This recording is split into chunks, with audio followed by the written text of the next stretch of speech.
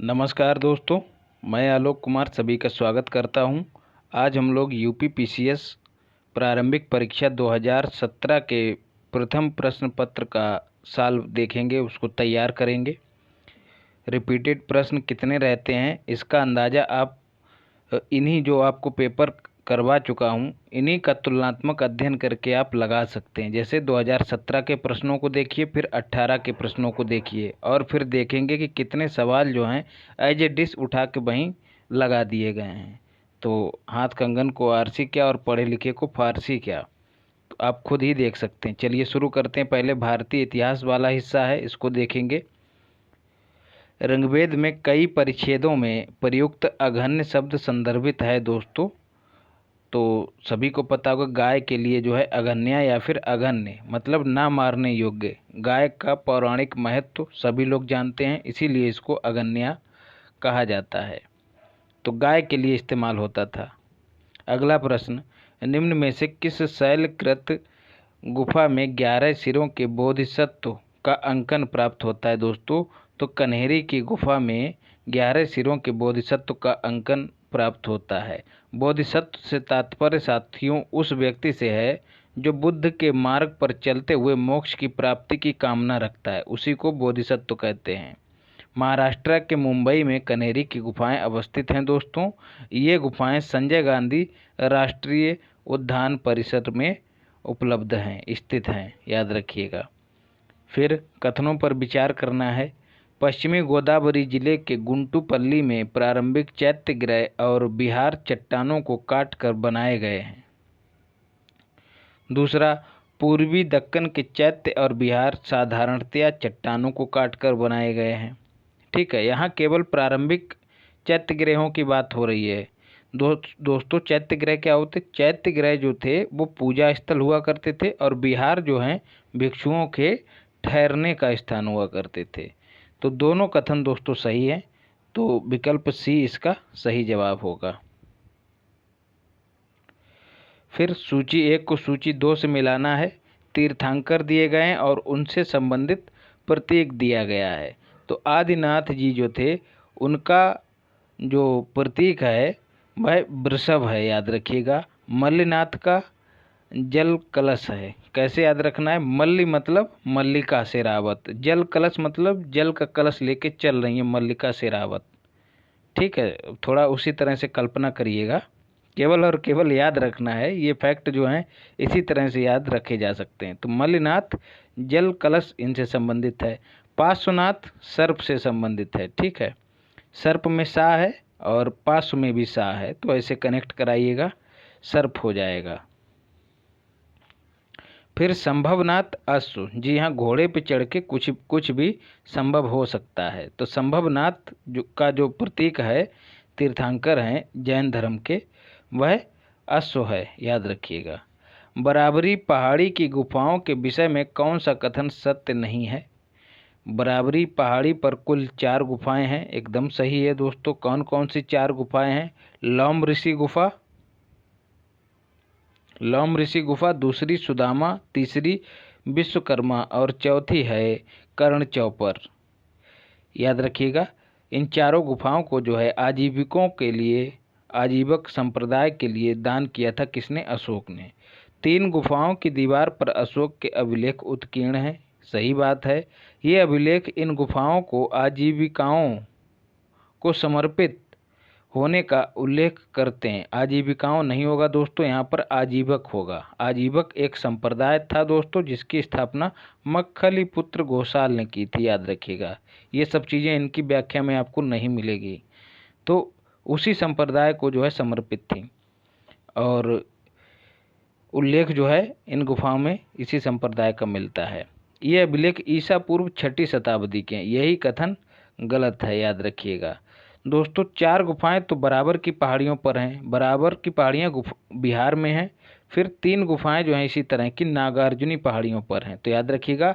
इन सबको जो है सम्मिलित रूप से सतघर कहा जाता है, यह भी याद रखिएगा। और दोनों स्थल जो हैं बराबर और नागार्जुनी दोनों बिहार में अवस्थित हैं और ये गुफाएं जो हैं ईसा पूर्व 3री शताब्दी से संबंधित हैं। 6ठी शताब्दी ईसा पूर्व का मत्स्य जनपद महाजनपद स्थित है दोस्तों कहाँ? तो याद रखना है, विकल्प ए है पश्चिमी उत्तर प्रदेश, बी है राजस्थान, और सी है बुंदेलखंड, और डी है रोहिलखंड। तो सही जवाब है राजस्थान में जो है मत्स्य महाजनपद अवस्थित है। इसकी राजधानी जो है विराटनगर थी। 16 महाजनपदों का उल्लेख मिलता है कहाँ दोस्तों? बौद्ध ग्रंथ है जिसका नाम है अंगुत्तर निकाय, और एक है जैन ग्रंथ जिसका नाम है भगवती सूत्र। दोनों पूछ लिए जाते हैं कि निम्न में से किसमें 16 महाजनपदों का उल्लेख मिलता है। तो दोनों ही ग्रंथों में 16 महाजनपदों का उल्लेख मिलता है, याद रखिएगा। तो उन्हीं में से एक है दोस्तों मत्स्य महाजनपद। यूपी में कितने महाजनपद अवस्थित हैं दोस्तों? तो कुल 16 में से 8 महाजनपद उत्तर प्रदेश में अवस्थित हैं, याद रखिएगा। यह भी सवाल यूपी स्पेशल के तहत पूछा गया है। फिर पुनः एक सूची को दूसरी सूची से सुमेलित करना है।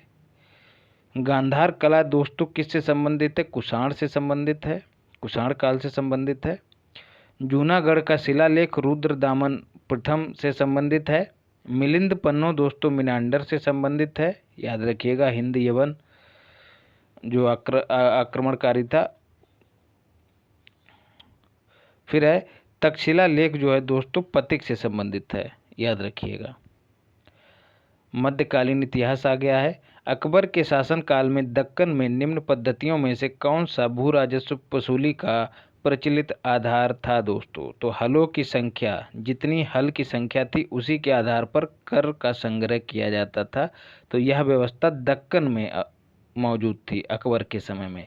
लेकिन उत्तर भारत में दोस्तों जब्ती प्रथा जो है वह यहाँ प्रचलन में थी उत्तर भारत में, याद रखिएगा। और इसके प्रचलन का मतलब इसके चलन का जो मतलब इसको तैयार किसने किया था? तो टोडरमल दीवान था अकबर के समय में।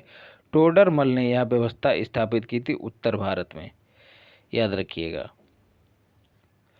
निम्न विदेशी यात्रियों में से किसने जहांगीर के शासनकाल में भारत की यात्रा की थी दोस्तों? तो फ्रांसिस्को पेलसर्ट ने जहांगीर के शासनकाल में भारत की यात्रा की थी। जी हाँ दोस्तों, जहांगीर वही हैं मुगल आजम वाले, और इनका नाम दोस्तों क्या था? सलीम, याद रखिएगा। जौनपुर राज्य का अंतिम शासक दोस्तों कौन था? तो हुसैन शाह जो है अंतिम शासक था। 14वीं शताब्दी में फिरोज शाह तुगलक ने अपने चचेरे भाई मोहम्मद बिन तुगलक बोले तो MBT की याद में जो है इस नगर की स्थापना की थी, और उसको जो है जौना खां नाम से जाना जाता था, इसीलिए इसका नाम भी उसने जौनपुर रखा था। 1394 में दोस्तों मलिक सरवर ने जो है यहाँ पर सरकी राज्य की स्थापना की थी, याद रखिएगा। किंतु 1479 में बहलोल लोदी ने इसके अंतिम शासक हुसैन शाह सरकी को पराजित कर जौनपुर को पुनः दिल्ली सल्तनत का हिस्सा बना लिया। जौनपुर को भारत का सिराज अथवा पूर्व का सिराज भी कहा जाता है। 1303 में काकतीय शासकों की सेना में निम्न में से किसकी सेना को वारंगल में परास्त किया? तो सही जवाब है अलाउद्दीन खिलजी की सेना को काकतीय शासकों की सेना ने वारंगल में पराजित किया, याद रखिएगा। काकतीय वंश की राजधानी वारंगल थी, पूछ लिया जाता है। आधुनिक इतिहास में आते हैं। कथन और कारण दिया गया है। ब्रिटिश काल में सामान्यतः भारत का व्यापार संतुलन अनुकूल था। जी हाँ, सामान्यतः की बात हो रही है तो अनुकूल था। कारण इसका क्या बताया जा रहा है? धन की निकासी का स्वरूप अप्रतिफलित निर्यात था। एकदम सही है दोस्तों। तो कथन और कारण दोनों सही हैं और यह इसकी व्याख्या भी करता है। अतः विकल्प ए सही उत्तर है।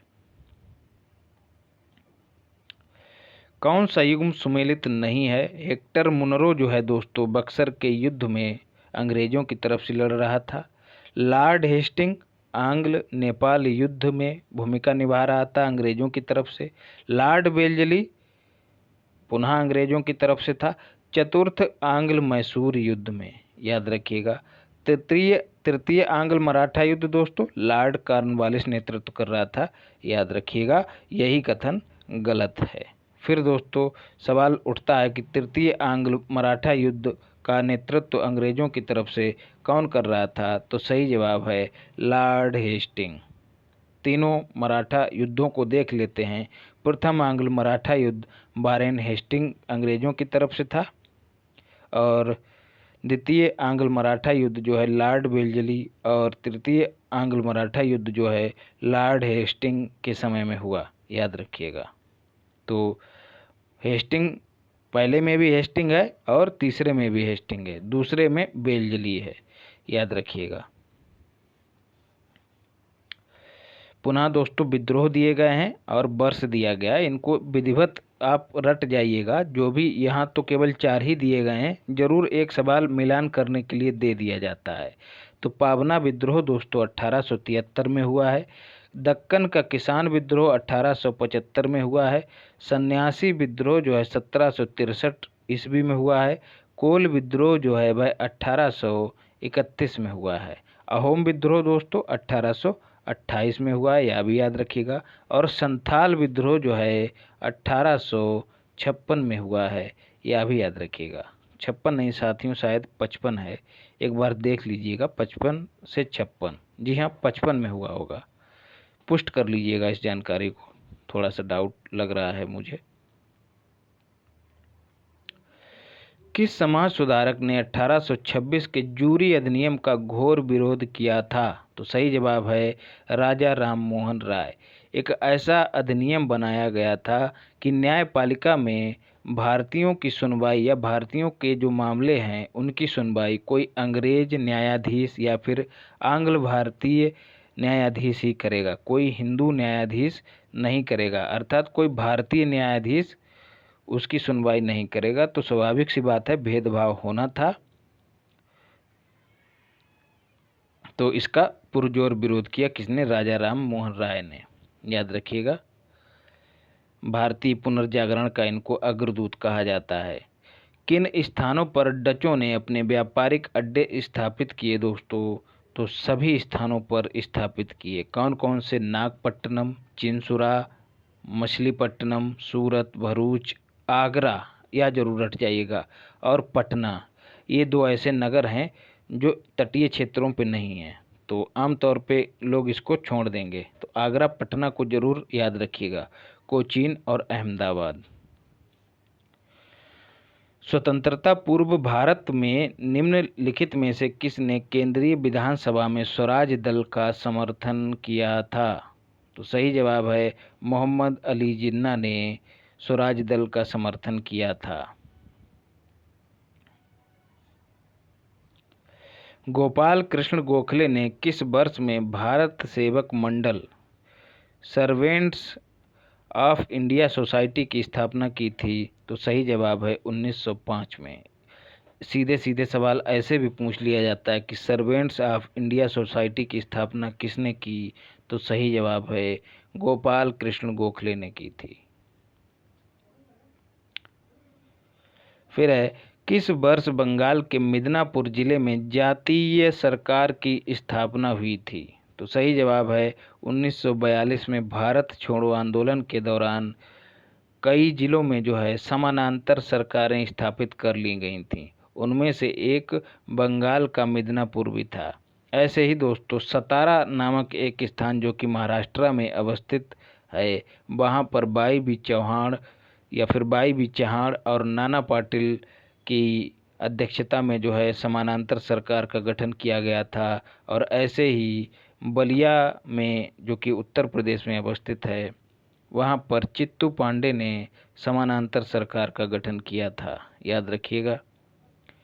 निम्न में से किस केस की समस्त संसार में चर्चा हुई और अभियुक्तों के समर्थन में Albert Einstein, H.G. Wells, Harold Laski, Roosevelt ने सहानुभूतिपूर्ण टिप्पणियां की, तो सही जवाब है मेरठ षड्यंत्र मुकदमे में। कब हुआ था यह वर्ष भी कभी कभी आपको मैच कराने के लिए दे दिया जाता है, तो याद रखिएगा 1929 में। कानपुर षड्यंत्र दोस्तों 1924 में हुआ था, यह भी याद रखिएगा।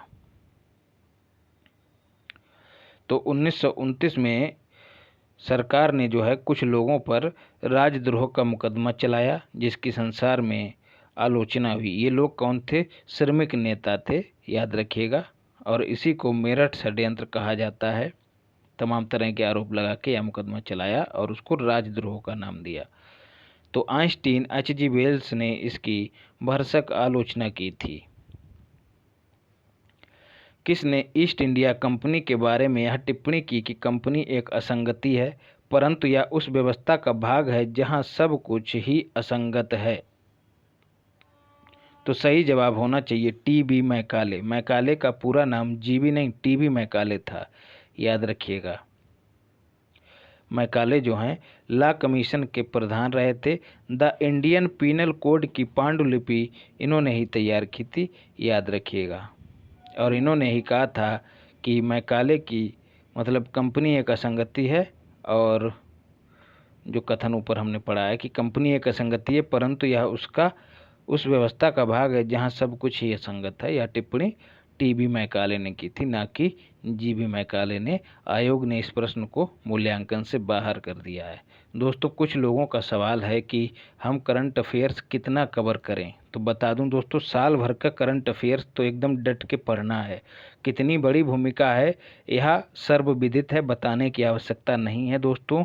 30 से 35 सवाल यहीं से आपको मिलेंगे, प्रत्यक्ष या अप्रत्यक्ष रूप से। तो सोचिए, बहुत बड़ी भूमिका है इसकी। बिना करंट अफेयर्स को तैयार किए आप कल्पना नहीं कर सकते, मैं तो कर ही नहीं सकता। तो 30 से 35 सवाल आएंगे। तो हमको क्या चाहिए दोस्तों? हमको चाहिए कि अक्टूबर, कम से कम अक्टूबर से लेकर अप्रैल तक का करंट अफेयर हमारा पूरा एकदम उंगलियों पर रहे। उसमें भी दोस्तों परीक्षा से पहले के लगभग 5 या 4 महीने पहले का करंट अफेयर आपको एकदम उठते ही मतलब सो के उठें और सवाल दे दिया जाए और तुरंत हल कर दें उसको, इस तरह से तैयार होना चाहिए। तो इसके लिए क्या है, हम लोग मंथली भी कर रहे हैं। ई दृष्टि का निचोड़ आपको दे रहा हूँ, जनवरी का दे दिया है, फरवरी की जैसे ही मैगजीन आएगी उसको भी आपको दे दूंगा। और परीक्षा से पहले घटनासार आएगा, हम लोग उसको कर लेंगे। और ई दृष्टि जो कंपाइल्ड आएगी उसको भी कर लेंगे। फिर कहाँ जाएगा सवाल?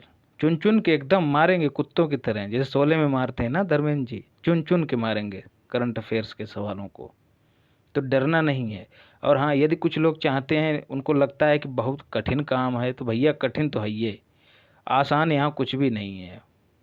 जो प्री वाली PDF है ना, उसमें रोल नंबर इतनी आसानी से नहीं चमकता है, छक्के छूट जाते हैं लोगों के।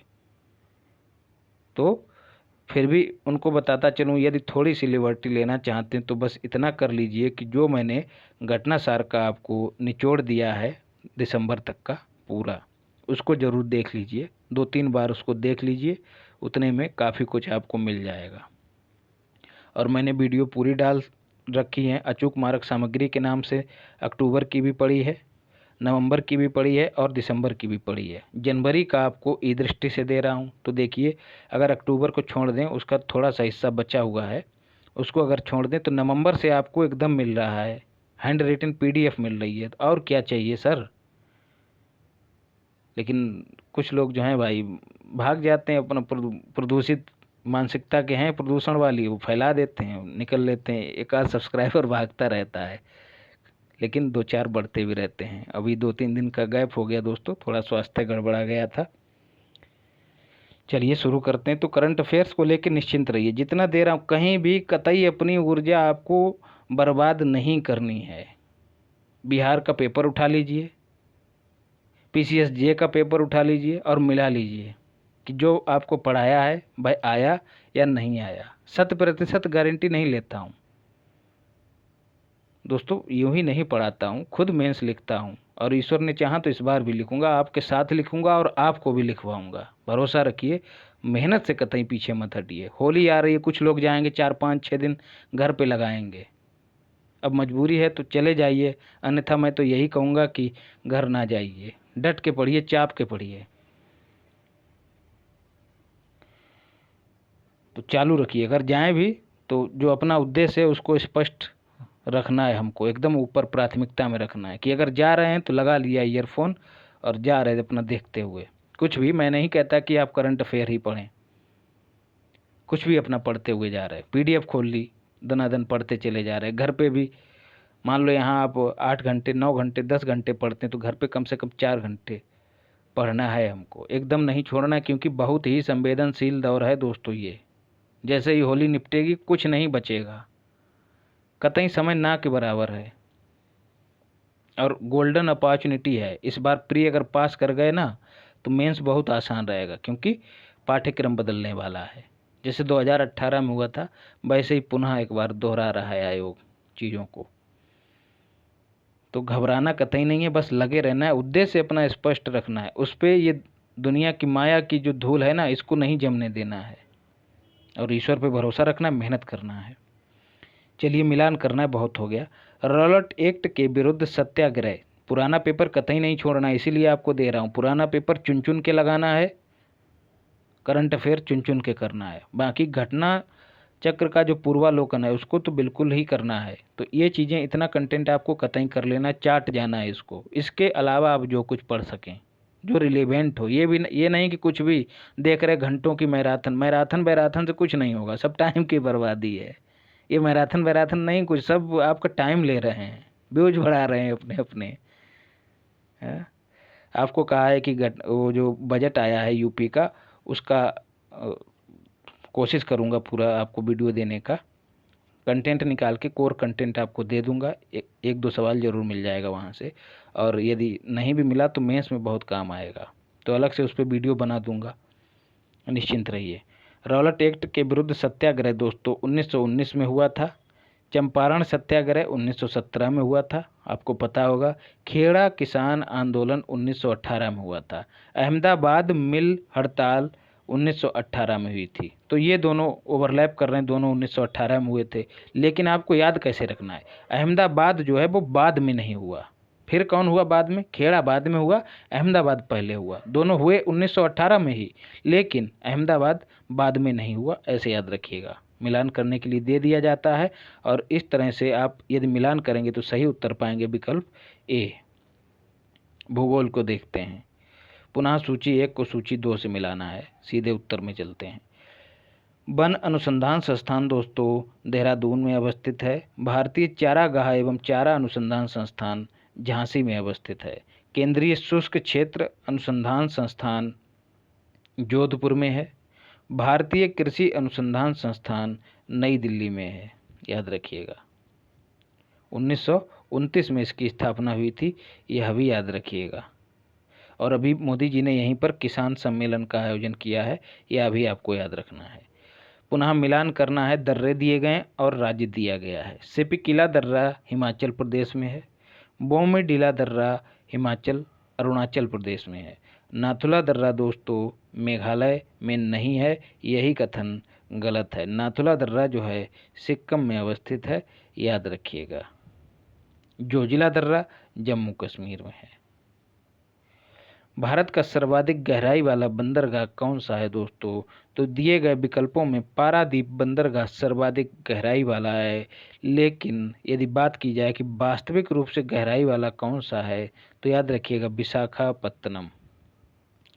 विशाखापत्तनम याद रखिएगा, यह वही विशाखापत्तनम है जहां पर भारत और सिंगापुर के बीच में सिम्बैक्स हुआ है। और दोस्तों टाइगर ट्रायम्फ हुआ है भारत और अमेरिका के बीच में, टाइगर ट्रायम्फ। ये दोनों अभ्यास विशाखापत्तनम में ही हुए हैं, याद रखिएगा। निम्न में से इसी को दोस्तों कहते हैं MDA, मल्टी डायमेंशनल अप्रोच के साथ पढ़ना है। MDA तो यही थंबनेल में रहता है, PYQs विद MDA। PYQ का मतलब प्रीवियस ईयर क्वेश्चंस। निम्न में कौन सा विशालतम हिमनद है दोस्तों? तो सही जवाब है सियाचिन। लेकिन यदि अंतर्राष्ट्रीय स्तर पर विशालतम हिमनद की बात करें तो विश्व का सबसे बड़ा ग्लेशियर फेडचेंको ग्लेशियर है, जो कि पामीर क्षेत्र में स्थित है। फिर लोहा एवं इस्पात कारखानों में कौन कच्चे माल क्षेत्र के समीप नहीं है दोस्तों? तो माना है सलेम जो है कच्चे माल क्षेत्र के समीप अवस्थित नहीं है कारखाना। बाकी ये तीनों जमशेदपुर, राउरकेला और दुर्गापुर कच्चे माल क्षेत्र के पास अवस्थित हैं। दुर्गापुर जो इस्पात कारखाना है वह ब्रिटेन की मदद से लगाया गया है, और राउरकेला जो है वह जर्मनी की मदद से लगाया गया है, और भिलाई जो है दोस्तों छत्तीसगढ़ में है। भिलाई जो है रूस की मदद से लगाया गया है, यह भी याद रखिएगा।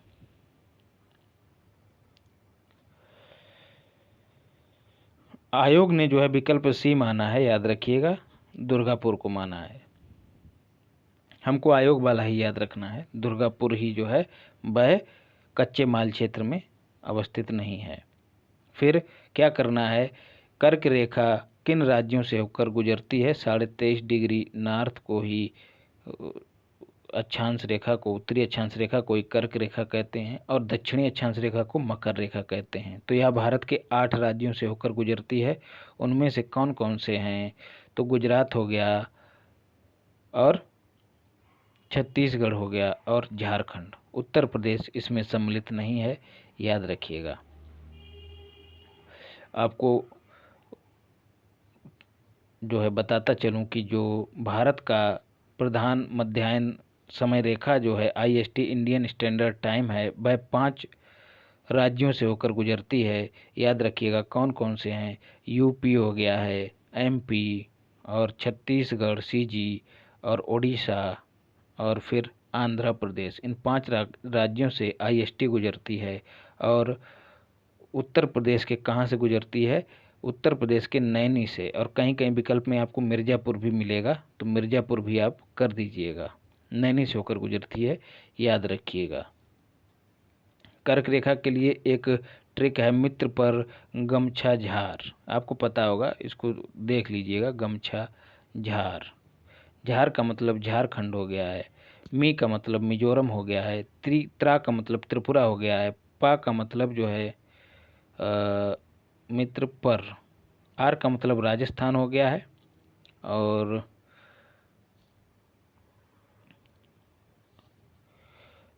झार का मतलब झारखंड हो गया है। और गा का मतलब गमछा, छा का मतलब छत्तीसगढ़, माँ का मतलब मध्य प्रदेश हो गया है, और गा का मतलब गुजरात। तो देखेंगे 8 राज्य मिल जाएंगे, थोड़ा देख लीजिएगा उसको, स्क्रीन पे आ नहीं रहा है।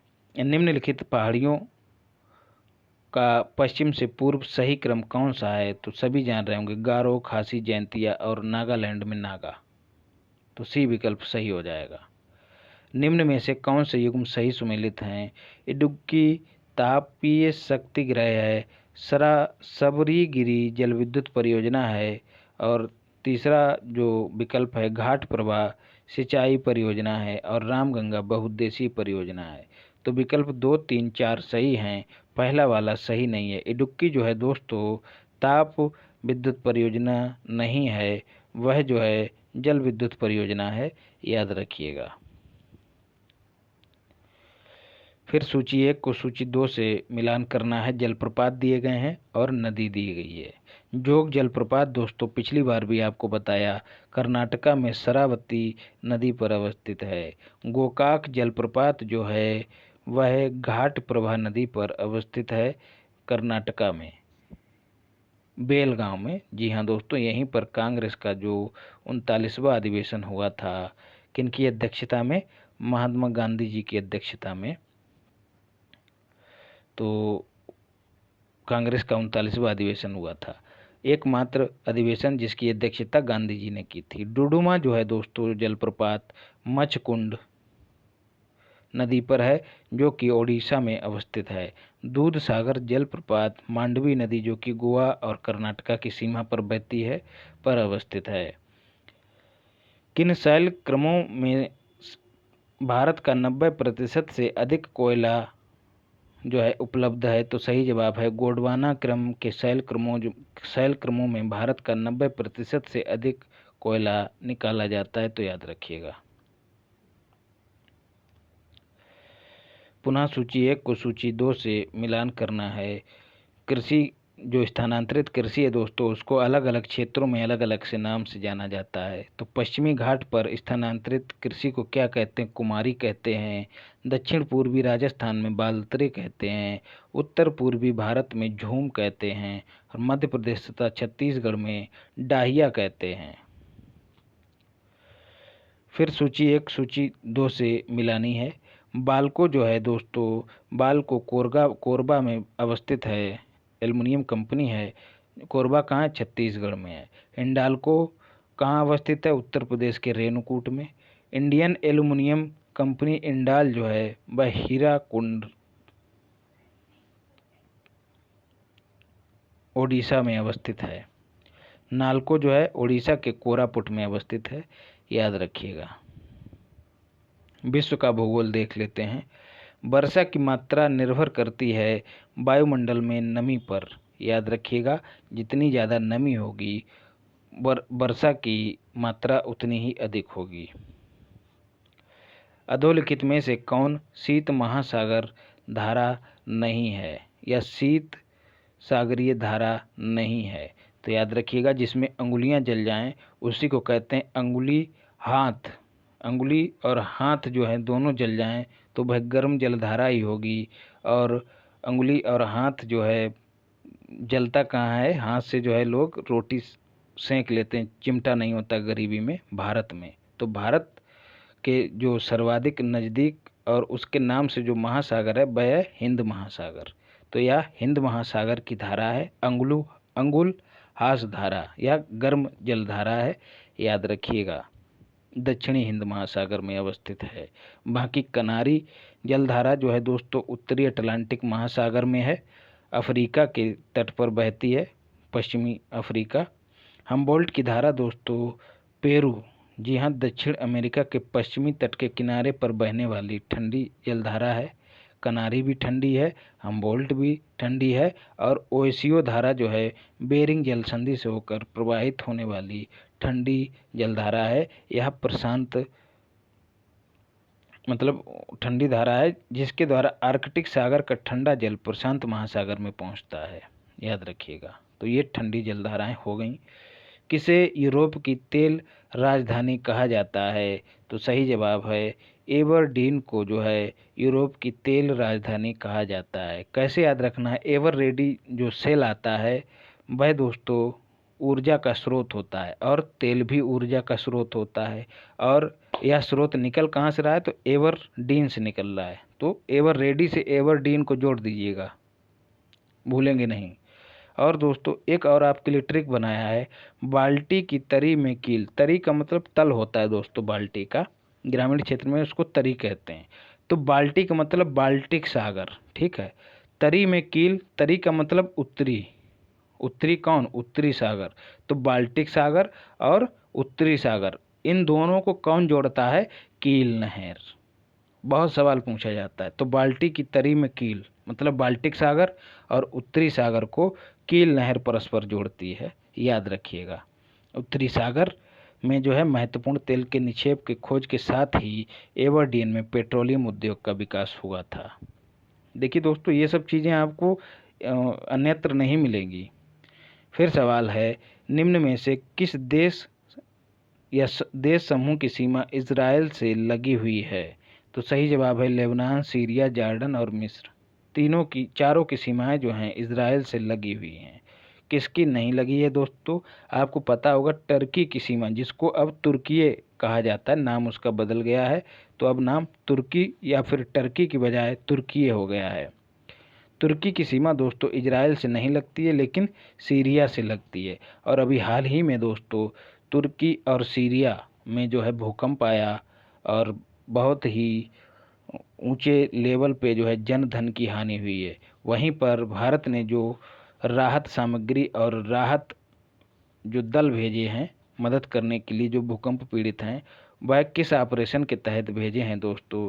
तो याद रखिएगा, ऑपरेशन दोस्त। तो देखिए, तीनों विकल्पों में तुर्की दिया गया है और हमको पता है कि तुर्की की सीमा जो है इजराइल से नहीं लगती है बल्कि सीरिया से लगती है। तो इन तीनों को काट देंगे तो बचा कौन भैया? एक ही बचा विकल्प, तो वह उत्तर हुई जाइए। निम्न में से कौन सा सबसे बड़ा पठार है? तो सही जवाब है कोलोराडो पठार सबसे बड़ा पठार है। चारों पठार जो हैं अमेरिका के पठार हैं, याद रखिएगा, उनमें से कोलोराडो पठार सबसे बड़ा है। विश्व का सबसे बड़ा पठार कौन सा है? तो तिब्बत का पठार जो है विश्व का सबसे बड़ा पठार है। लाल सागर एक उदाहरण है दोस्तों किसका? अक्षीय द्रोणी का, याद रखिएगा। सूची 1 को सूची 2 से मिलाना है। नगर और नदी दी गई है। खार्तूम नगर जो है दोस्तों नील नदी के किनारे बसा है। ब्राज़ाविले जो नगर है कांगो में है वो जायरे नदी के किनारे बसा है। और रॉटरडम जो है राइन नदी के किनारे बसा है। रॉटरडम जो है नीदरलैंड की राजधानी है। पेरिस जो है फ्रांस की राजधानी है। पेरिस सीन नदी के किनारे बसा हुआ है, याद रखिएगा। और यहीं पर हेडक्वार्टर जो है वह किसका है? यूनेस्को का रेडिस्को कहाँ? पेरिस में। यूनेस्को का हेडक्वार्टर पेरिस में है। फिर है कौन सी नहर दक्षिणी जर्मनी में आंतरिक जलमार्ग के रूप में प्रयोग की जाती है दोस्तों? तो सही जवाब है लुडविग्स नहर आंतरिक जलमार्ग के रूप में जर्मनी में प्रयोग की जाती है। वोल्गा दोन नहर जो है रूस में अवस्थित है, जो वोल्गा और डॉन नदी को आपस में जोड़ती है। देखिए दोस्तों वोल्गा डॉन इस तरह से पढ़िएगा, डॉन को दोन पढ़िएगा तो वोल्गा दोन नहर।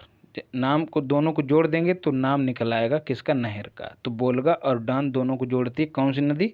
डॉन नदी, याद रखिएगा। ब्राज़ील में विशाल कहवा बागानों को क्या कहा जाता है? तो सही जवाब है फजेंडा कहा जाता है। फिर पुनः दोस्तों बताना है कि कौन सा सुमेलित नहीं है। गिनी की राजधानी बिसाऊ है, याद रखिएगा। ताइवान की ताइपे है। निकारागुआ की मानागुआ है। मालदीव की राजधानी मालाबो नहीं दोस्तों, मालदीव की राजधानी माले है। फिर सवाल बनता है मालाबो किसकी राजधानी है? तो मालाबो इक्वेटोरियल गिनी की राजधानी है। पर्यावरण से संबंधित सवाल आ गए हैं। हवा में तैरते हुए श्वसनीय सूक्ष्म कणों का आकार कितना होता है? तो सही जवाब है 5 माइक्रोन से कम आकार होता है, जो नासिका झिल्ली से पार चले जाते हैं। मतलब जैसे हम सांस लेते हैं तो हमारे अंदर चले जाते हैं कण, उनका आकार कितना होता है? 5 माइक्रोन से कम, याद रखिएगा। कथन और कारण दिए गए हैं। भारत में जलवायु परिवर्तन से सामाजिक तनाव बढ़ रहा है, एकदम सही बात है दोस्तों।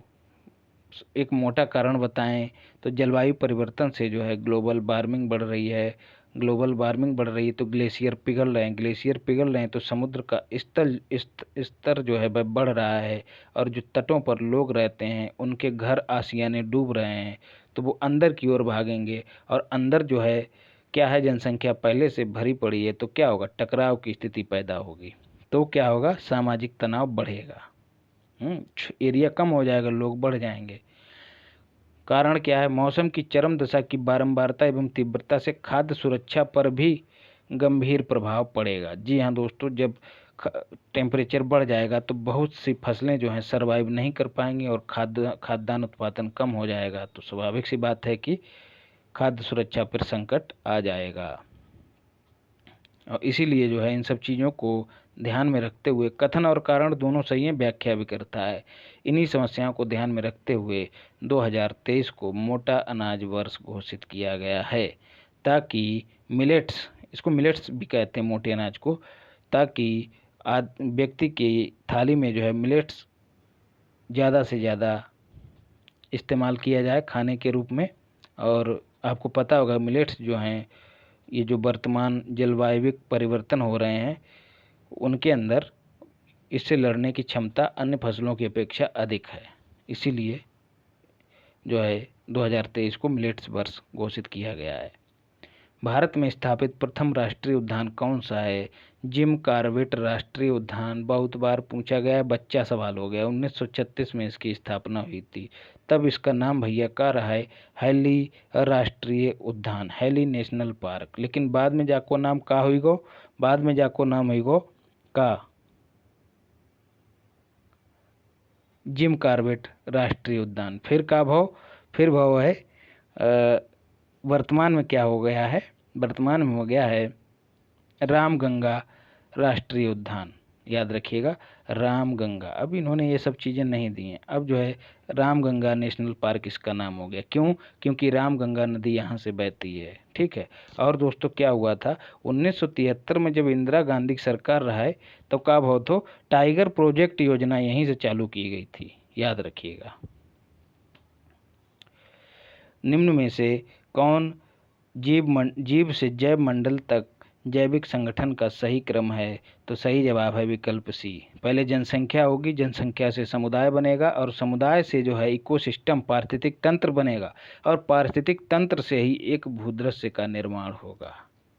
आप लोग जान ही रहे हैं सभी भौतिक और अभौतिक घटकों के मेल से जो है क्या बनता है, पारिस्थितिक तंत्र बनता है।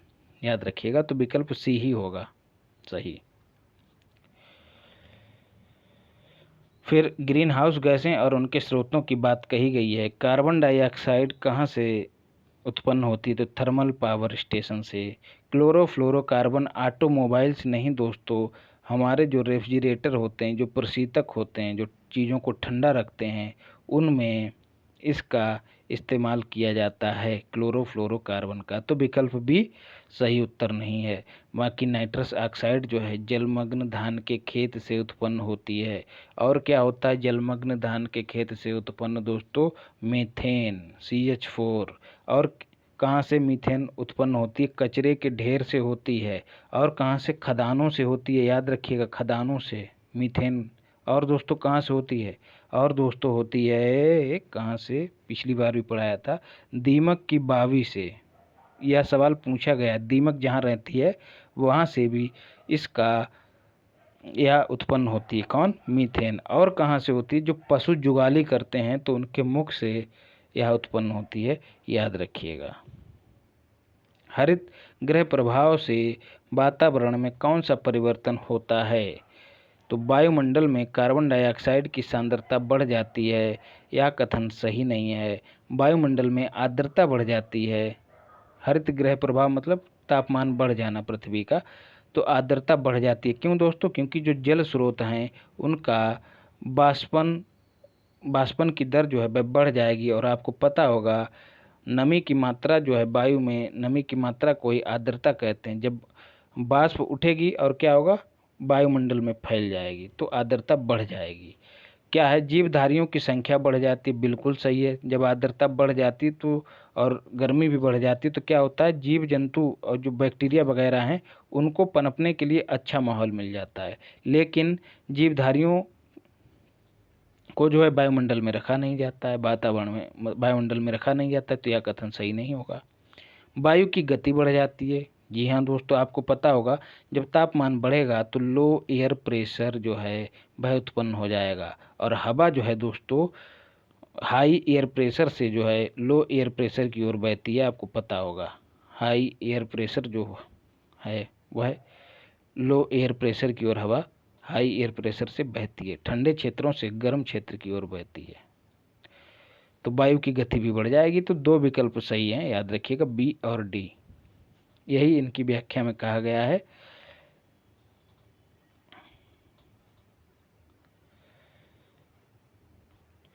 आयोग ने इसको बाहर कर दिया, इसलिए चिंता की बात नहीं है।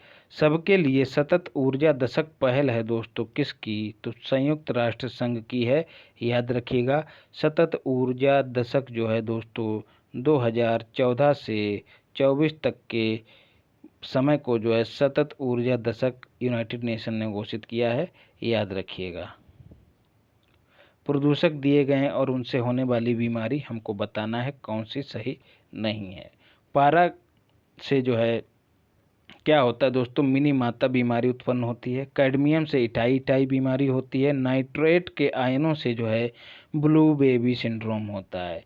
फ्लोराइड आयन से जो है अपच नहीं दोस्तों बल्कि दांतों की बीमारी हो जाती है। जहाँ फ्लोराइड की अधिकता होती है दोस्तों वहाँ पर दांतों का क्षरण होने लगता है। जो भी लोग उस जल का सेवन करते हैं जिसमें फ्लोराइड की मात्रा अधिक होती है तो उनके दांतों का क्षरण होने लगता है, दांत काले पड़ने लगते हैं। तो यह जो है अपच इससे नहीं होता, बल्कि दांतों की बीमारी होती है, याद रखिएगा। निम्न में से किसे वायुमंडल के प्राकृतिक संतुलन के लिए कार्बन डाइऑक्साइड की उपयुक्त सांद्रता माना जाता है? तो 0.03% सांद्रता जो है वायुमंडल में कार्बन डाइऑक्साइड की मौजूद है, आपको पता भी होगा। ऑक्सीजन की कितनी है? ऑक्सीजन की नाइट्रोजन की 78.8 है, और ऑक्सीजन की आपको पता ही होगा 20.9 और कुछ है, याद रखिएगा। फिर दिवस दिए गए हैं। विश्व पर्यावरण दिवस दोस्तों 5 जून को मनाया जाता है। पृथ्वी दिवस 22 अप्रैल को मनाया जाता है। तंबाकू निषेध दिवस 5 मई को नहीं दोस्तों, 31 मई को मनाया जाता है, याद रखिएगा 31 मई को। ओजोन दिवस 16 सितंबर को मनाया जाता है। क्यों दोस्तों?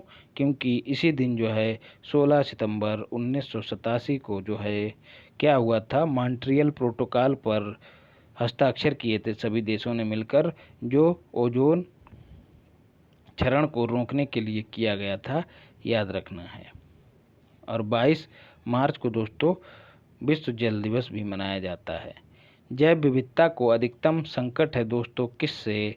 तो सही जवाब है प्राकृतिक निवास और वनस्पतियों के विनाश से सर्वाधिक संकट है जैव विविधता को। निम्न में से कौन से जलवायु परिवर्तन के प्रमुख कारक हैं दोस्तों? तो जीवाश्मिक ईंधन का अधिकाधिक प्रज्वलन बिल्कुल सही है। तैल चलित स्वचालितों की संख्या विस्फोटन एकदम सही है। सौर धधक में वृद्धि या नहीं सही है दोस्तों, यह जलवायु परिवर्तन का कारण नहीं है। और अत्यधिक वनोन्मूलन जलवायु परिवर्तन का कारण है। तो 1, 2 और 4 जो है तीनों विकल्प सही हैं, तो विकल्प भी सही उत्तर होगा। कौन सा सही सुमेलित नहीं है? नील हरित शैवाल एक जैविक उर्वरक है दोस्तों, धान के लिए इस्तेमाल होता है। राइजोबियम शैवाल जो उर्वरक है वह मटर के लिए इस्तेमाल किया जाता है। एजोटोबैक्टर गेहूं की फसल में इस्तेमाल होता है। और एजोला दोस्तों मक्का में नहीं, धान में इस्तेमाल होता है, याद रखिएगा। यह जैविक उर्वरक हैं। किस पारिस्थितिक तंत्र में पौधों का जैविक पदार्थ अधिकतम है दोस्तों? तो सही जवाब है उष्णकटिबंधीय वर्षा वनों में। भारत ने वन संरक्षण अधिनियम किस वर्ष में अधिनियमित किया था? तो वन संरक्षण अधिनियम जो 1980 में अधिनियमित हुआ था। 1980 में वन संरक्षण अधिनियम। वन अधिनियम जो है दोस्तों 1927 में बना था, यह भी याद रखिएगा। पर्यावरण संरक्षण अधिनियम दोस्तों 1986 में बना था, याद रखिएगा। जैव विविधता अधिनियम दोस्तों 2002 में बना था, यह भी पूछ लिया जाता है। और दोस्तों एक अधिनियम और है जो पूछा जाता है, वन्य जीव संरक्षण अधिनियम, बहुत महत्वपूर्ण। वन्य जीव संरक्षण अधिनियम जो है दोस्तों वह 1972 में बना, यह भी याद रखिएगा 1972 में बना। फिर सूची 1 को सूची 2 से मिलाना है। तो उष्णकटिबंधीय वर्षा वन जो हैं साइलेंट वैली में पाए जाते हैं। शंकुधारी वन जो है हिमाचल प्रदेश में मिलते हैं। कच्छ वनस्पति एक वनस्पति का टाइप है दोस्तों, सुंदरबन में पाया जाता है। पतझड़ वन जो है राजस्थान में पाए जाते हैं। रानी झांसी समुद्री राष्ट्रीय पार्क की स्थापना कब हुई थी दोस्तों? तो 1996 में रानी झांसी समुद्री राष्ट्रीय पार्क की स्थापना हुई थी, जो कि अंडमान निकोबार द्वीप पर अवस्थित है। कौन न्यूनतम पर्यावरणीय प्रदूषण उत्पन्न करेगा? तो सही जवाब है हाइड्रोजन न्यूनतम पर्यावरणीय प्रदूषण उत्पन्न करेगा। विज्ञान में आते हैं। एक सुरंग में 100 वाट क्षमता वाले 5 बल्ब लगातार 20 घंटे तक जलाए जाते हैं, तो संपूर्ण विद्युत खर्च कितना होगा?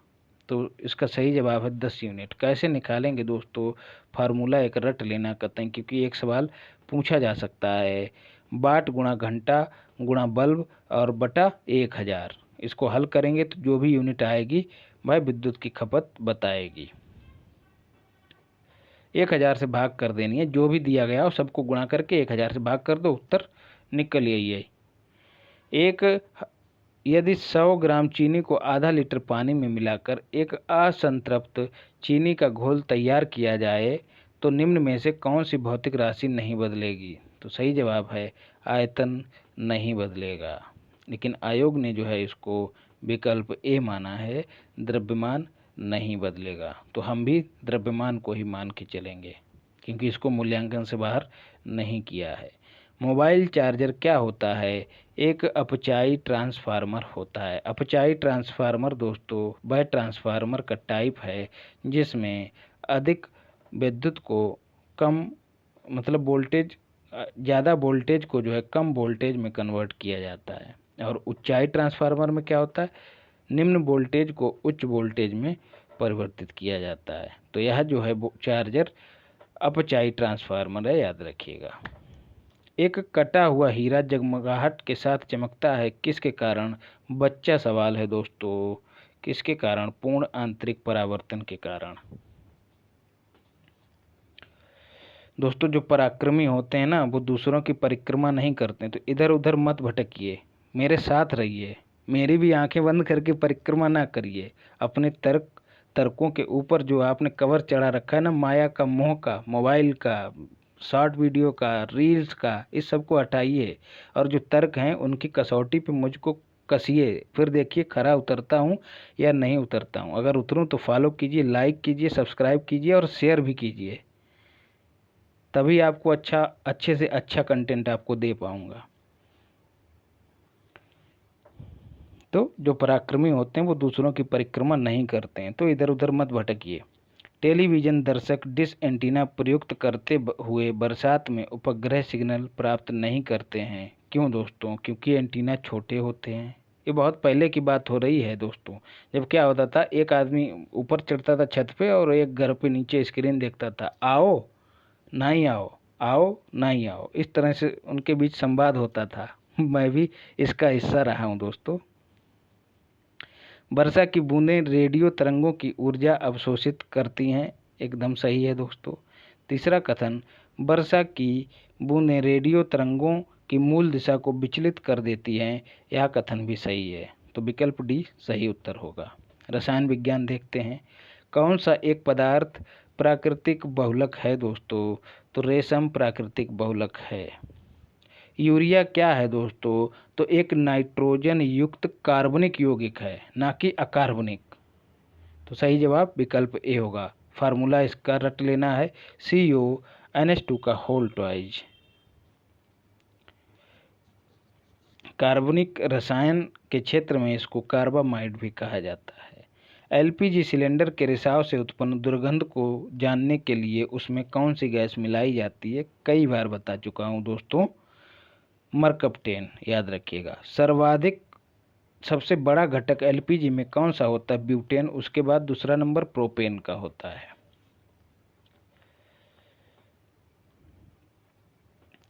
जीव विज्ञान में आते हैं। निम्न में से किस जंतु में खुर नहीं पाए जाते हैं? तो गीदड़ में खुर नहीं पाए जाते हैं, विकल्प बी सही होगा। फलों के मीठे स्वाद का कारण क्या होता है दोस्तों? तो फ्रक्टोज जो है एक शर्करा होती है जो फलों में मिठास का कारण होती है। 1 मिनट दोस्तों, जलपान कर लेता हूँ।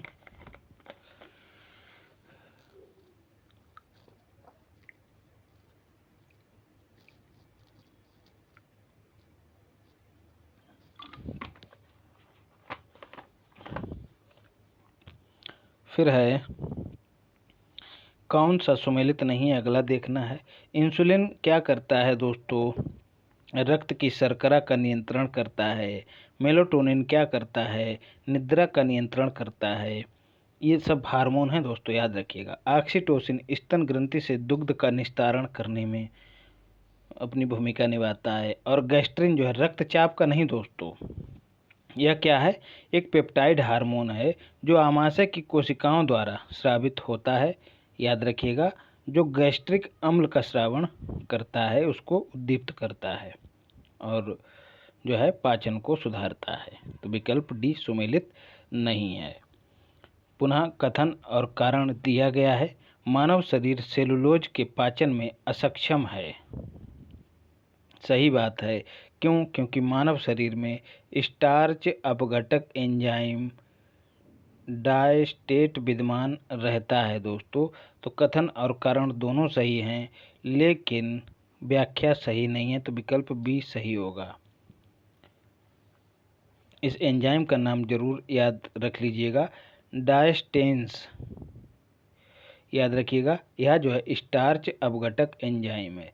दोस्तों, जब हम एकदम आदि मानव वाली अवस्था में थे तो व्यक्ति घास भी खाता था, तो उस समय एक ग्रंथि होती थी जो हमारी बड़ी आंत में है, जिसको अपशिष्ट अंग भी कहा जाता है। उसका अभी इंग्लिश वाला नाम मुझको याद नहीं आ रहा है, भला सा नाम है उसका। तब जब उसका प्रयोग नहीं हो रहा है तो वह जो है अब अवशिष्ट हो गया है, उसका इस्तेमाल नहीं हो रहा है। तब जब हम घास खाते थे तब हमारे अंदर पचाने के लिए अलग से इंतजाम करके दिया गया था, लेकिन अब नहीं खाते हैं तो उसका इस्तेमाल बंद हो गया है। तब एंजाइम जो है, एंजाइम की भी ज़रूरत नहीं, जब अलग से अंग ही था तो एंजाइम की भी ज़रूरत नहीं पड़ी। लेकिन एक एंजाइम पाया जाता है दोस्तों, वह हमारे पाचन तंत्र का हिस्सा नहीं कहा जा सकता, वह मनुष्य की लार में पाया जाता है, जो स्टार्च को माल्टोज में तोड़ता है, डायस्टेंस जिसका नाम है। तो कथन कारण दोनों सही हैं, किंतु उचित व्याख्या नहीं है। सुई चुभाने पर कौन सा अंग दर्द महसूस नहीं करेगा? तो मस्तिष्क जो है दर्द महसूस नहीं करेगा, क्योंकि इसमें पेन रिसेप्टर्स नहीं होते हैं। आयोडीन की कमी से कौन सा, भैया बच्चा सवाल है एकदम, घेंगा रोग होता है? कौन सा कार्बनिक अम्ल अंगूर, इमली, केला में प्रचुर मात्रा में पाया जाती है? कौन सा भैया? टार्टेरिक अम्ल। याद रखिएगा। सबसे बड़ा किसका मस्तिष्क उसके शरीर के अनुपात में सबसे बड़ा होता है? तो भैया चींटी का मस्तिष्क उसके शरीर के अनुपात में सबसे बड़ा होता है। पित्ताशय में उपस्थित पत्थर निम्नलिखित में से किसका पाचन प्रभावित करता है? जी हाँ, पथरी की बात हो रही है भैया, तो सही जवाब है फैट का पाचन प्रभावित करता है। पित्ताशय गाल ब्लेडर की बात हो रही है। जब ऑपरेशन होता है तो गाल ब्लेडर को निकाल दिया जाता है, तो जो लीवर से एंजाइम आकर पित्ताशय में इकट्ठे होते हैं, अब वह इकट्ठे नहीं हो पाते हैं दोस्तों, तो क्या होता है, वसा का पाचन जो है वह बाधित हो जाता है। तो जो पथरी वाला व्यक्ति होता है, जिसका ऑपरेशन हो चुका होता है, वह सामान्य मनुष्य की तुलना में वसाओं का पाचन नहीं कर पाता है, इसलिए उसको जो है साधारण भोजन करने की सलाह दी जाती है। याद रखिएगा। निम्न में से कौन सा आनुवांशिक रोग नहीं है दोस्तों? तो रतौंधी एक आनुवांशिक रोग नहीं है, विटामिन ए की कमी से होता है। विटामिन ए का रासायनिक नाम दोस्तों कौन सा है? तो रेटिनॉल। याद रखिएगा, रेटिनॉल विटामिन ए का नाम है। पुनः दोस्तों दिया गया विटामिन B12 प्रति अरक्तता कारक है दोस्तों। याद रखिएगा, शब्दों के खेल को समझिएगा दोस्तों। प्रति अरक्तता कारक है मतलब अरक्तता से रोकता है, अरक्तता को नष्ट करता है विटामिन B12।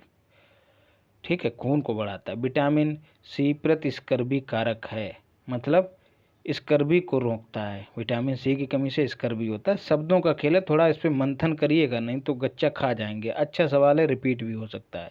विटामिन डी जो है बंधता रोधी कारक है। नहीं दोस्तों, बंधता रोधी जो है विटामिन ई होता है, अर्थात विटामिन ई की कमी से व्यक्ति नपुंसक हो जाता है। विटामिन के जो है प्रति रक्त स्त्रावी कारक है, मतलब यह जो है रक्त का थक्का बनाने के लिए जिम्मेदार है। तो सही विकल्प, मतलब सही विकल्प जो सम्मिलित नहीं है वह विकल्प सी है। उत्पाद और उनके स्रोत दिए गए हैं। अफीम का उत्पादन जो है दोस्तों तने से, अफीम का उत्पादन फल से होता है। हींग का उत्पादन पौधे की जड़ से होता है। रबर का तने से, कुनैन का छाल से होता है, पौधे की छाल से। सिनकोना जो वृक्ष है उसकी छाल से कुनैन को प्राप्त किया जाता है, और यह दवा जो है मलेरिया में इस्तेमाल की जाती है, उसी छाल से बनाकर। कृत्रिम उपग्रह पृथ्वी से सुस्पष्टता से ट्रैक किया जा सकता है, किसके द्वारा? डापलर प्रभाव के द्वारा। याद रखिएगा। राज्य व्यवस्था से संबंधित सवालों को देखते हैं। लोकसभा का अधिवेशन गठित करने हेतु गण पूर्ति कितनी होनी चाहिए? तो आर्टिकल 100 में इसका उल्लेख है कि लोकसभा के अधिवेशन के लिए अथवा राज्यसभा के अधिवेशन के लिए कुल सदस्यों की संख्या का 1/10वां भाग। तो विकल्प बी सही उत्तर होगा। उल्लेख इसका संविधान के 100वें अनुच्छेद में है। पुनः दोस्तों मिलान करना है, दिया गया है न्यायिक पुनरीक्षण शक्ति का परिसीमन जो है दोस्तों 38वें संविधान संशोधन 1975 के तहत लाया गया।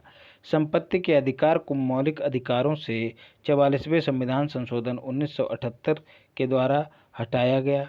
मताधिकार की आयु को 21 वर्ष से घटाकर 18 वर्ष 61वें संविधान संशोधन 1988 के द्वारा किया गया। उद्देशिका में पंथ निरपेक्ष शब्द जो है 42वें संविधान संशोधन 1976 के द्वारा जोड़ा गया। याद रखना है उद्देशिका में अभी तक मात्र एक ही बार संविधान संशोधन हुआ है। उस समय दोस्तों सपा को जोड़ा गया था संविधान में। सपा का मतलब, सा का मतलब समाजवाद, पा का मतलब पंथ निरपेक्ष और आ का मतलब अखंडता। तो इन 3 शब्दों को जोड़ा गया था। सपा को 42वें संविधान संशोधन से जोड़ा गया था। भारत एवं अमेरिका की राजनीतिक व्यवस्थाओं के बीच कौन सी विशेषताएं समान हैं? तो सही जवाब है राष्ट्रपति के पास वीटो शक्ति है। यही चीज दोनों में समान है, लेकिन भारत वाली शक्ति ज़्यादा मजबूत है राष्ट्रपति के बाद, क्योंकि पॉकेट वीटो में जो राष्ट्रपति है वह अनिश्चित काल तक किसी विधेयक को रख सकता है, लेकिन अमेरिका में जो है यह अवधि मात्र 10 दिन है। याद रखिएगा।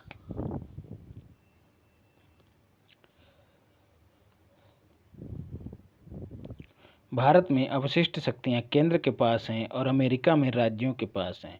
अमेरिका में उच्च सदन में सभी सदस्य प्रत्यक्ष निर्वाचित होते हैं, लेकिन भारत में उच्च सदन, जी हाँ, जो कि राज्यसभा होता है, वहाँ पर 12 सदस्य राष्ट्रपति द्वारा मनोनीत होते हैं। भारत संविधान में राज्यों की संघ की संकल्पना को प्राप्त किया गया है किसके संविधान से? तो सही जवाब है ब्रिटिश नॉर्थ अमेरिका अधिनियम से इसको प्राप्त किया है। याद रखिएगा। कथन कारण दिए गए हैं। भारत में न्यायिक पुनरीक्षण का क्षेत्र सीमित है। एकदम सही है दोस्तों। क्यों? क्योंकि भारतीय संविधान में कुछ उधार की वस्तुएं हैं। कथन कारण दोनों सही हैं, लेकिन व्याख्या नहीं कर रहा है।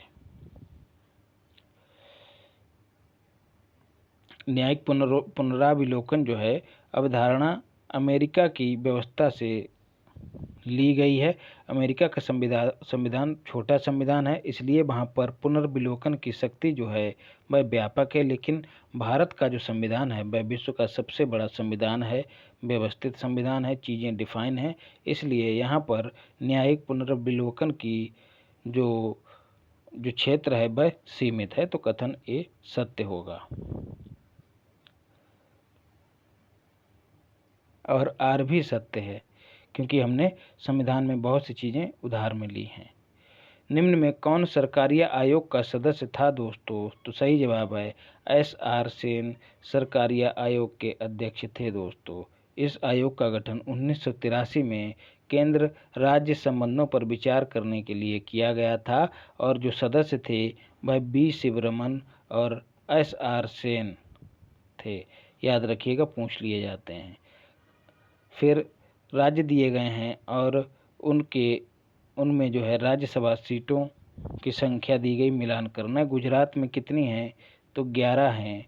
याद रखिएगा। गुजरात में विधानसभा सीटें 182 हैं, ये भी याद रखिएगा। कर्नाटका में 12 हैं, केरल में 9 हैं, उड़ीसा में 10 हैं और दोस्तों मध्य प्रदेश में भी राज्यसभा की सीटें जो हैं वह कितनी हैं दोस्तों? 11। यह भी याद रखिएगा। उत्तर प्रदेश में राज्यसभा सीटें 31 हैं। उत्तर प्रदेश में विधानसभा सीटें 403 हैं। उत्तर प्रदेश में विधान परिषद की सीटें 100 हैं, ये भी याद रखिएगा। उत्तर प्रदेश में लोकसभा की सीटें 80 हैं। चुनाव की घोषणा होते ही राजनीतिक दलों को आदर्श आचार संहिता का पालन करना होता है। एकदम सही है, क्योंकि आदर्श आचार संहिता को संसद ने अधिनियमित किया था। गलत है। तो कथन ठीक है, कारण गलत है। आदर्श आचार संहिता को अधिनियमित नहीं किया गया दोस्तों। यह जो है राजनीतिक दलों की सहमति से विकसित किया गया एक तरह का आचरण आचरण संहिता है। ठीक है, आचार संहिता। हालांकि चुनाव में जो है आचार संहिता आचार संहिता हो जाती है, उसका आचार डाल लिया जाता है, सभी उल्लंघन करते हैं उसका। तो राजनीतिक दलों और उम्मीदवार के मार्गदर्शन के लिए एक मानदंडों का समूह, नियमों का एक समूह होता है और उसमें डिफाइन होता है क्या करना क्या नहीं करना है। तो इसी आचार संहिता का जो है बाद में आचार पड़ जाता है। तो यह संविधान में वर्णित नहीं है, तो कथन ए सही है, लेकिन कारण गलत है, तो विकल्प सी सही उत्तर होगा। राज्यसभा का सर्वप्रथम गठन किस वर्ष हुआ? तो 1952 में हुआ था, यह भी याद रखिएगा। पहली बैठक जो है 13 मई 1952 को ही थी। आर्टिकल 79 में जो है संसद की बात की गई है। आर्टिकल 80 में जो है राज्यसभा के गठन की बात की गई है और आर्टिकल 81 में जो है लोकसभा की बात की गई है, याद रखिएगा। अंतर्राज्यीय परिषद गठन करने के लिए कौन अधिकृत है? तो सही जवाब है राष्ट्रपति। संविधान के अनुच्छेद 263 के तहत केंद्र राज्य संबंधों में विवादों के समाधान एवं सहयोग के लिए एक अंतर्राज्यीय परिषद के गठन की बात कही गई है।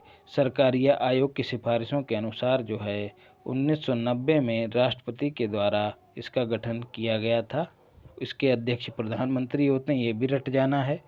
सदस्य सभी राज्यों के मुख्यमंत्री होते हैं। जहां विधानसभा है संघ राज्य क्षेत्रों में, वहाँ के मुख्यमंत्री, और जहाँ विधानसभा नहीं है वहाँ के संघ राज्य क्षेत्रों के प्रशासक, और जहाँ राष्ट्रपति शासन अपने आप करता है, राष्ट्रपति शासन वाले जो राज्य हैं उनके राज्यपाल इसके सदस्य होते हैं, याद रखिएगा।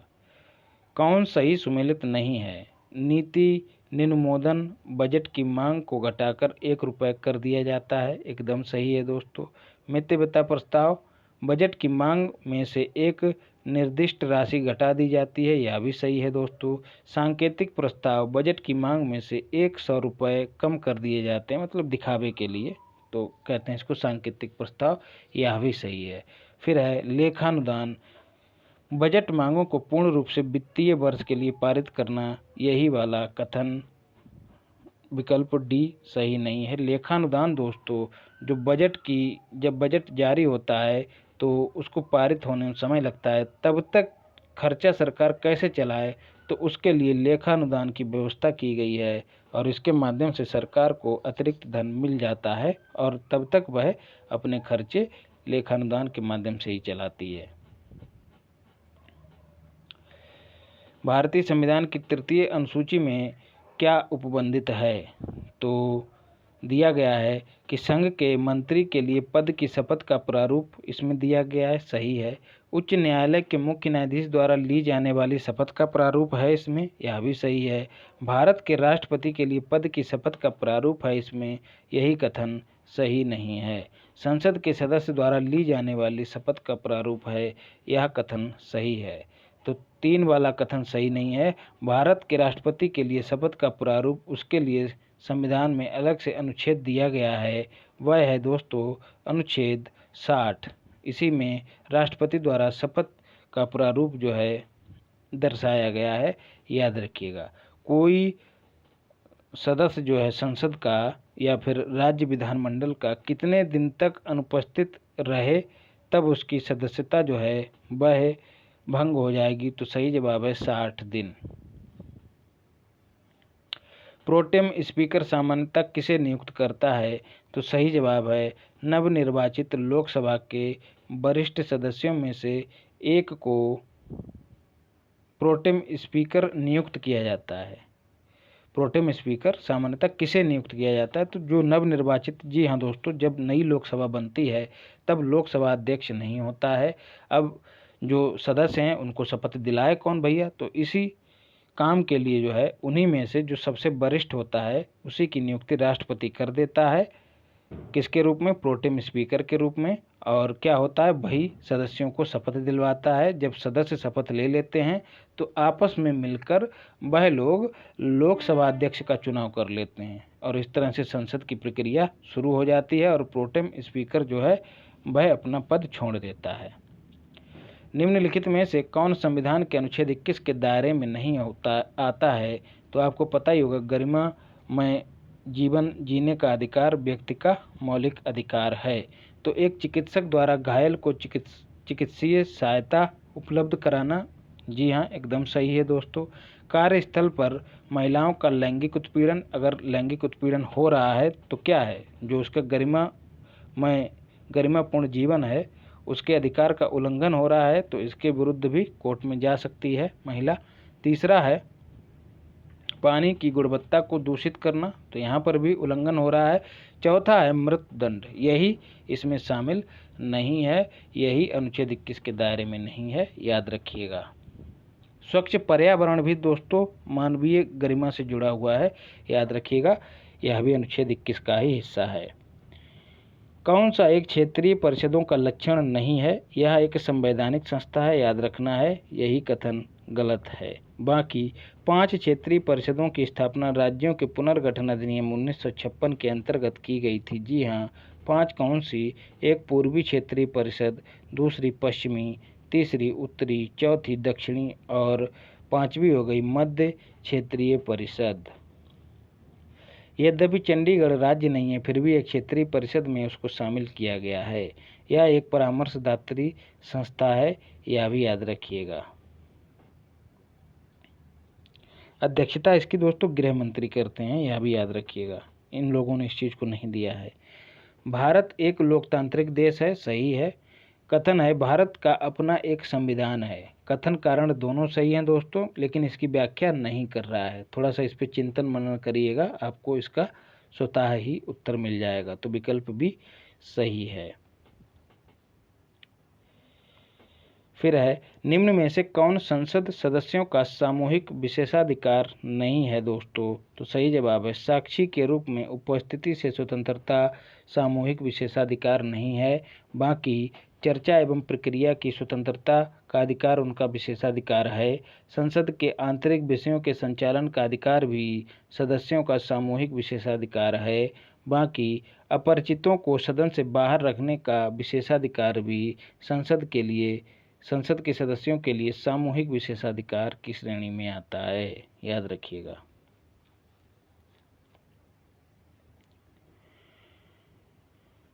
फिर कूट के अनुसार जो उत्तर देना है, राज्यपाल को उच्च न्यायालय के न्यायाधीश की नियुक्ति का अधिकार नहीं है दोस्तों, एकदम सही है। उच्च न्यायालय के न्यायाधीश की नियुक्ति जो है राष्ट्रपति करता है। फिर है वह विधानमंडल का हिस्सा नहीं है, बिल्कुल गलत है दोस्तों, यह कथन सही नहीं है। राज्यपाल विधानमंडल का हिस्सा है। कौन कौन सा? विधानसभा, विधान परिषद और राज्यपाल तीनों मिलकर राज्य के विधानमंडल का निर्माण करते हैं। उन्हें विधान परिषद में कुछ सदस्यों को मनोनीत करने का अधिकार है, तो कथन 3 भी सही है।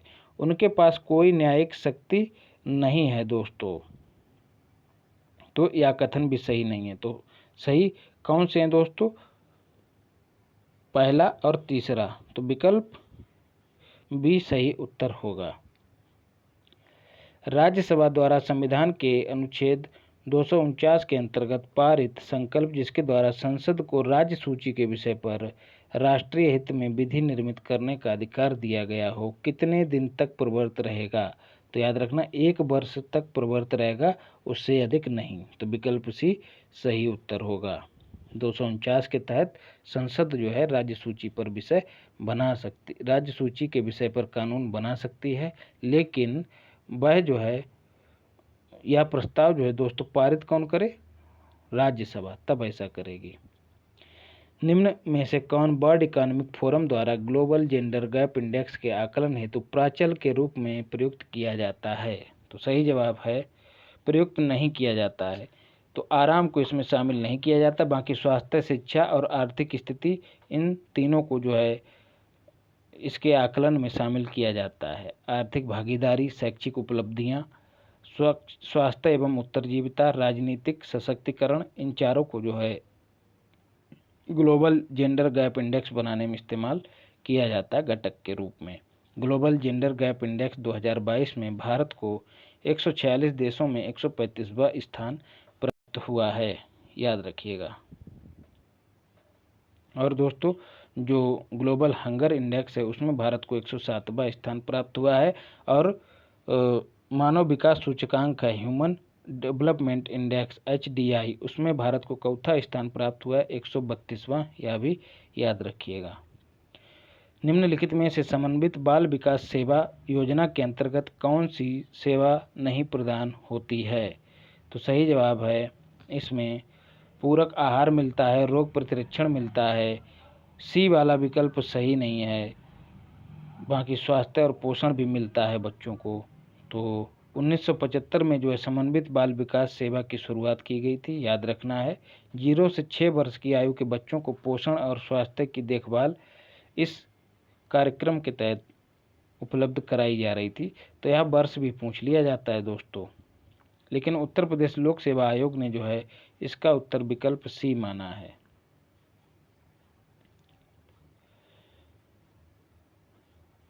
अब मुझे भी दोस्तों वही लग रहा है, क्योंकि पुस्तकें जो हैं प्रदान नहीं की जाती, बाकी तीनों जो हैं सेवाएं जो हैं समन्वित बाल विकास सेवा योजना में शामिल हैं। तो जो आयोग मानेगा हम लोग भी वही करेंगे। कौन सा सही सुमेलित नहीं है? उदय जो है दोस्तों विद्युत वितरण करने वाली कंपनियों का वित्त पोषण से संबंधित कार्यक्रम है। हृदय जो है विरासत वाले शहरों के संरक्षण एवं पुनर्जीवन से संबंधित कार्यक्रम है। अमृत जो है शहरों में मूलभूत संरचना सुधार करने से संबंधित योजना है। स्वच्छ भारत मिशन जो है शुद्ध पेयजल से संबंधित नहीं बल्कि स्वच्छता से संबंधित है। तो याद रखिएगा यही सुमेलित नहीं है। फिर क्रम के अनुसार व्यवस्थित करना है दोस्तों। जन धन योजना की शुरुआत 28 अगस्त 2014 को की गई थी। यह एकदम तारीख सहित रट जाइएगा। Digital gender Atlas for advancing girls education in India 2015 में शुरू की गई। मुद्रा बैंक की योजना आपको तारीख सहित रटनी है, 8 अप्रैल 2015 को शुरू की गई थी। प्रधानमंत्री सुरक्षा योजना 9 मई 2015 को शुरू की गई। इन सबको मिलाएंगे तो विकल्प ए सही उत्तर होगा। बुलक कैपिटलिस्ट जो है दोस्तों किसे कहा जाता है? तो सही जवाब है उन किसानों को जिनके पास कुछ साधन हैं पर धनाढ्य नहीं है। याद रखना है, इसका मतलब क्या है कि ऐसे किसान जो जिनकी क्षमता है कि एक जोड़ी बैल रख सकते हैं, ठीक है, एक जोड़ी बैल रख के काम अपना कर सकते हैं, उन्हीं को बुलक कैपिटलिस्ट कहा जाता है। विश्व स्वास्थ्य संगठन के अनुसार 1993 में विश्व में 16.5 मिलियन मृत्यु छुआछूत की बीमारियों के कारण हुई थी। तो कथन सही है। कारण क्या था? कारण इन्होंने बताया स्वास्थ्य नियोजन के बिना नगरीकरण के कारण ऐसी बीमारियां फैली हैं। तो कारण तो एकमात्र कारण नहीं है, कुछ और भी कारण उसके हो सकते थे। तो विकल्प कथन और कारण दोनों सही, लेकिन व्याख्या इसकी नहीं करता है। तो विकल्प बी सही उत्तर होना चाहिए। एकदम सही दोस्तों, विकल्प बी ही सही उत्तर है। ब्रिक्स देशों द्वारा कौन सा बैंक चीन में स्थापित किया गया है?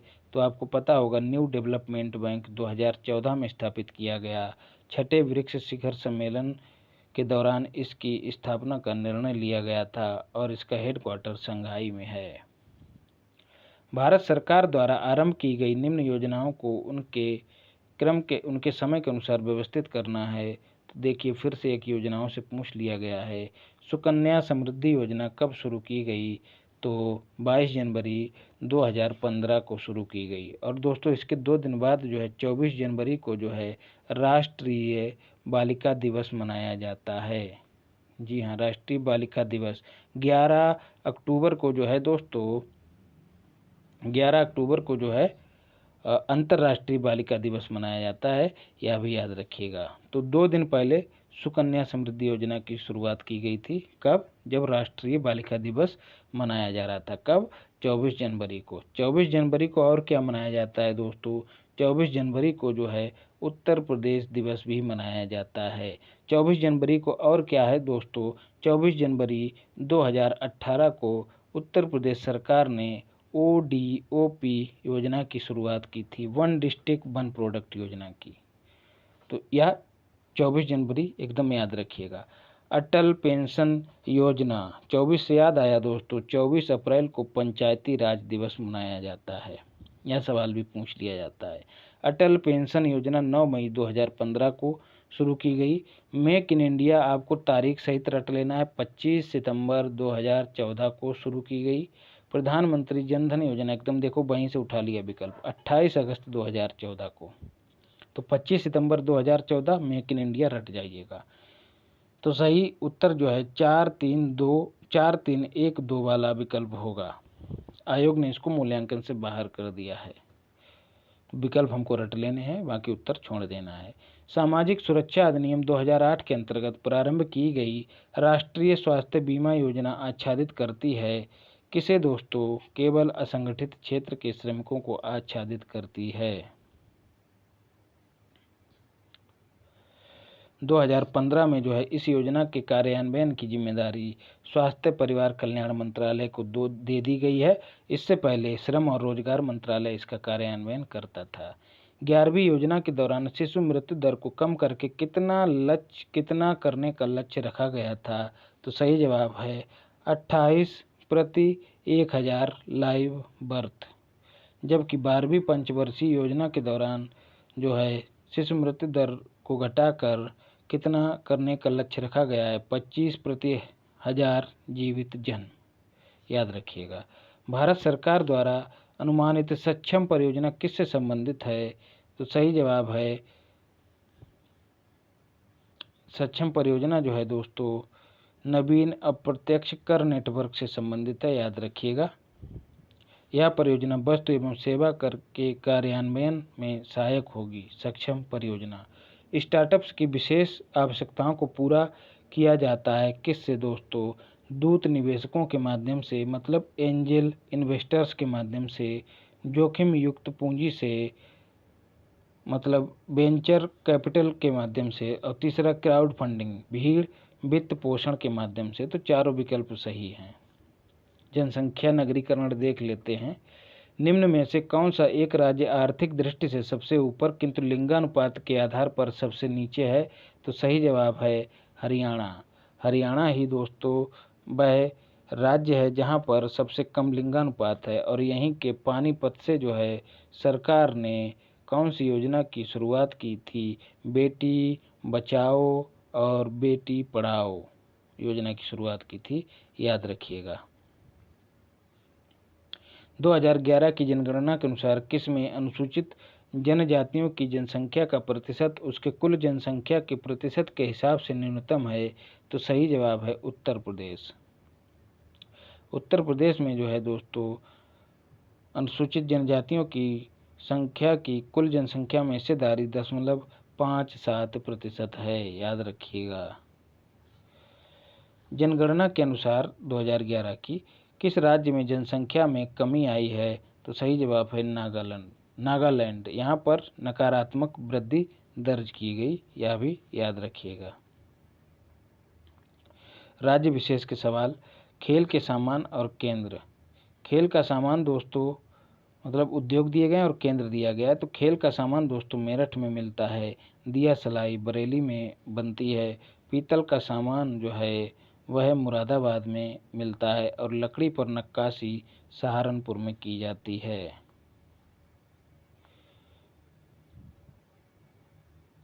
उत्तर प्रदेश में कितने कृषि जलवायु क्षेत्र पाए जाते हैं, तो सही जवाब है 9। एकदम रट जाइएगा।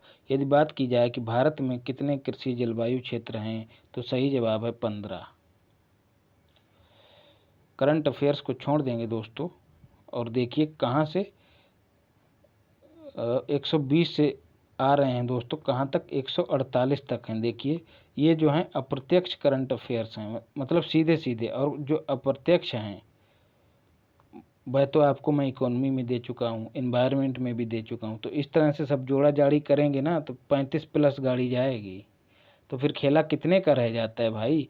लगभग 25 से 30 सवाल जो हैं रिपीटेड आ जाते हैं किसी न किसी रूप में, और 30 सवाल जो हैं दोस्तों एवरेज मान के चलिए करंट अफेयर से, तो 60 सवाल आपको यूं ही मिल जा रहे हैं। वहाँ की 30 सवाल का खेला है, 30 अगर कर जाते हैं तो 90 आप टोटल सवाल कर पाएंगे और 90 पे आप प्री पास कर जाएंगे। किस वर्ष में संयुक्त राष्ट्र संघ ने परम गरीबी की परिभाषा को अंगीकृत किया था? तो 1995 में किया था, याद रखिएगा। कब? कोपेनहेगन में आयोजित सामाजिक विकास के लिए विश्व शिखर सम्मेलन में इस परिभाषा को अंगीकृत किया था। सामाजिक विकास सम्मेलन कहाँ हुआ था? कोपेनहेगन में हुआ था। कब दोस्तों? तो सही जवाब है 1995। यूनेस्को के तत्वाधान में सामाजिक विकास पर प्रथम विश्व शिखर सम्मेलन कहाँ पर आयोजित किया गया था? तो कोपेनहेगन में किया गया था। देखिए, सामाजिक विकास पर प्रथम विश्व शिखर सम्मेलन, वही सवाल पुनः पूछ दिया गया, तो याद रखना है 1995 में कोपेनहेगन डेनमार्क में ही इसका आयोजन हुआ था, सामाजिक विकास सम्मेलन। और यहीं पर जो है यही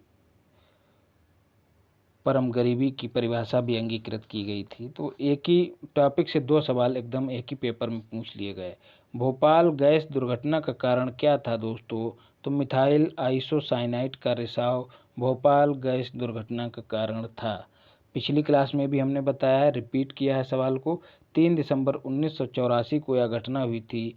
यह तिथि भी पूछ ली जाती है, तो याद रखिएगा दोस्तों। यह पूरे सारे क्वेश्चन कंप्लीट हुए। इसके बाद हम लोग 2016 का पेपर हल प्रश्न पत्र तैयार करेंगे और संभवतः आपको बजट की क्लास कल या परसों तक दे ही दूंगा उत्तर प्रदेश की, उस पर काम चल रहा है दोस्तों। यूं ही चीज़ें आपको नहीं देता हूं, और कुछ मेरी भी समझ रहे हैं ना, मैं भी आपकी तरह अभ्यर्थी हूं और आपके साथ शिद्दत से लगा हूं, और आपको मेरे साथ भी लगना है, तभी प्री पास हो पाएंगे, अन्यथा भजन करना पड़ जाएगा, फिर बाबा जी की तरह घंटा बजाना पड़ेगा। लेकिन अभी आपको क्या करना, पढ़ना है और घंटा बजाना है। कौन सा? यूट्यूब वाला घंटा बजाना है। चैनल को लाइक कीजिए, सब्सक्राइब कीजिए और दबा के घंटा दबाइए, ताकि आगे के जितने भी नोटिफिकेशन है आपको मिलते रहें। टेलीग्राम चैनल को भी ज्वाइन करना है, नाम है टारगेट करंट AK123। जी हाँ, बहुत सस्ता नाम है चैनल का, इसको ज्वाइन कर लीजिए। सारी संबंधित जानकारी आपको यहीं पर मिलती रहेगी। मिलते हैं अगली क्लास में। धन्यवाद।